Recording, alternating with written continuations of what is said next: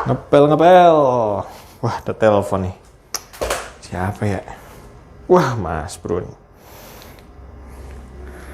Halo? Lagi ngepel, Bro. Kemarin kan banjir. Ngomongin lingkungan hidup langsung banjir. Udah ngepel gue 3 kali. Baunya nggak hilang-hilang, Bro, bekas banjir itu. Mana lantai sih bersih, tapi baunya nggak hilang-hilang. Makanya dong, pakai Super Peel biar bening, kinclong, harum, dan bersih. Buat iklan, boleh ya pasang sini, namanya juga usaha. Wah, elah. Banyak kan ngiklan lu, Bro. Yang penting itu justru edukasi, edukasi, edukasi. Nah, hari ini mau nanya apa dah? Mumpung gue lagi banyak waktu dan gue lagi baik nih. Tumben lu baik, Dok. Nah, Dok, punten. Sorry nih, gue mau nanya lagi nih, seperti biasa. Ini gue punya tante, dia tuh suka sakit perut. Terus dia kagak mau berobat ke dokter. Dia maunya kayak beli obat-obat di warung-warung kayak begitu. Kayak Milanta, Roma, kayak begitu, Dok. Nah, kalau yang begitu, kira-kira aman nggak ya dikonsumsi ya setiap hari begitu terus-terusan kayak begitu, Dok? Oh, masalah itu kayaknya nanti kita bahas di meja konsultasi aja lah ya. Iya nih, taruh dulu deh. Yaudah, nanti kita bahas di meja konsultasi. Kita intro dulu ya.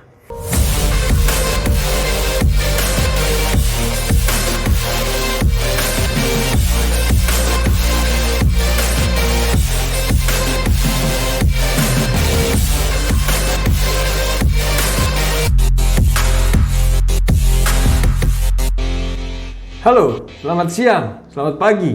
Kebalik ya, selamat pagi, siang, sore, ataupun malam. Kembali lagi bersama saya di meja konsultasi Project D. Oke, tadi Mas Bro tanya mengenai obat mah. Dia bilang Milanta. Nggak boleh sebut merek di sini ya. Sebenarnya apapun itulah, ada Milanta, ada Promah, apapun itu. Dan kita nggak di-endorse. Cuman Mas Bro tanya bahwa si tantenya ini sering minum obat ini. Bahaya nggak gitu? Oke, kita akan bahas ya. Sebenarnya obat-obatan tersebut itu kandungan alami atau kandungan obat aktifnya umumnya adalah magnesium hidroksida dan aluminium hidroksida. Ya, kita obat generiknya, maksudnya namanya gitu kita sering sebut dengan antasidadon. Cuman pada obat-obat tadi biasanya dikombinasi dengan simeticon. Oke, kita nggak mau bahas mengenai simeticon, kita akan bahas mengenai antasidanya, yaitu kandungan aktif di dalam obat-obatan tersebut.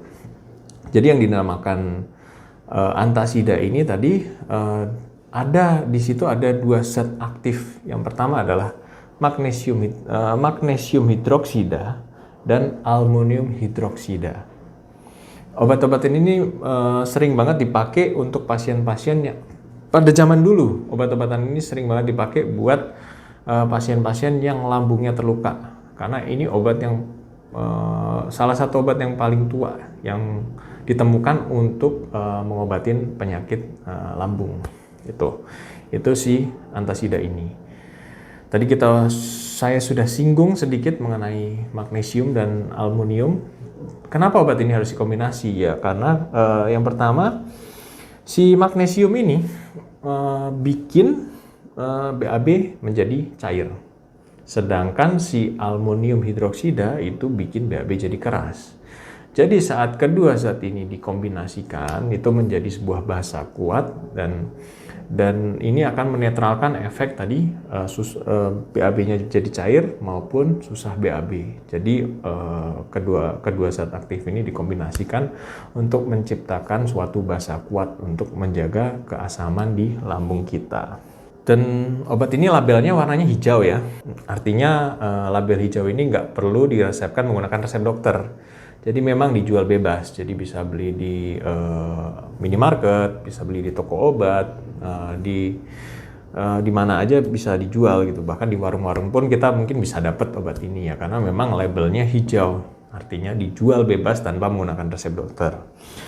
Aman nggak sih sebenarnya minum obat ini? Untuk keamanannya ya selama dikonsumsi sesuai dengan aturan yang tertulis di dalam petunjuknya, biasanya sih 3 kali sehari, ya itu saya pikir nggak akan jadi masalah ya.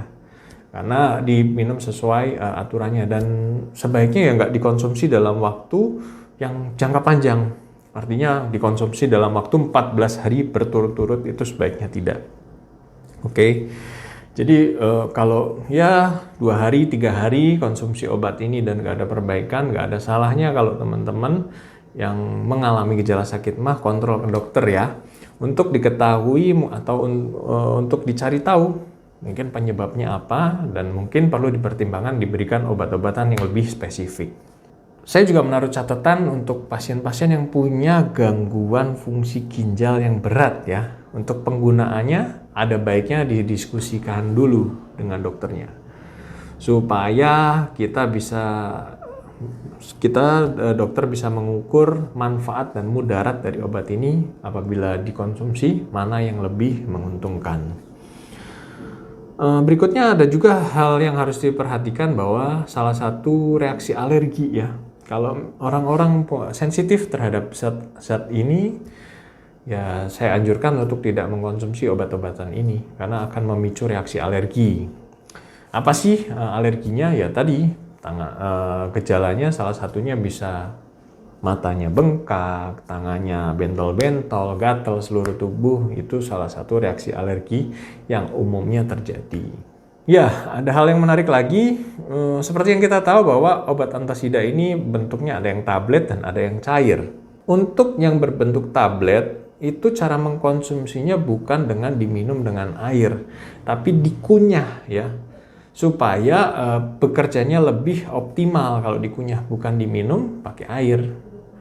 Umumnya seperti itu. Untuk yang cair ya silahkan diminum seperti biasa karena dia sudah berbentuk cair. Oh iya, tadi kan lagi telepon ya. Waduh, Dok. Kadang-kadang saya lihat tante saya minum obat itu pakai air, Dok. Nggak apa-apa ya? Oh, kalau tantenya udah sering minum obat tablet tadi pakai air ya nggak apa-apa sih. Paling ya efektivitasnya mungkin akan sedikit berpengaruh ya, menurun. Nah, kalau obat begitu aman nggak untuk dikonsumsi sama wanita hamil? Untuk ibu hamil ya sebenarnya kalau untuk ibu hamil obat-obatan ini masuk ke dalam kategori C, bro. Kategori C itu artinya sudah dilakukan terhadap hewan percobaan dan menimbulkan gangguan kehamilan. Ya, artinya kalau mau konsumsi obat ini pada pasien-pasien yang sedang hamil ya ada baiknya dikonsultasikan atau didiskusikan dulu sama dokter kandungannya. Kalau anak saya, boleh Dok konsumsi obat-obat beginian? Nah, terus buat anak-anak. Buat anak-anak umur 12 tahun sih. Ya, kalau di atas 12 tahun itu biasa dikasih. Untuk yang di bawah 12 tahun ya tolong diskusi dulu, bro, sama dokter anaknya. Ya. Oke, gitu ya. Ya udah dulu ya. Ya, itulah akhir dari video kita. Terima kasih sudah menonton video ini. Jangan lupa like, komen, dan subscribe video ini. Dan kalau video ini dirasa bermanfaat, silahkan share supaya banyak yang nonton dan kita makin semangat untuk bikin channelnya. Udah ya, gua mau balik lagi. Dadah!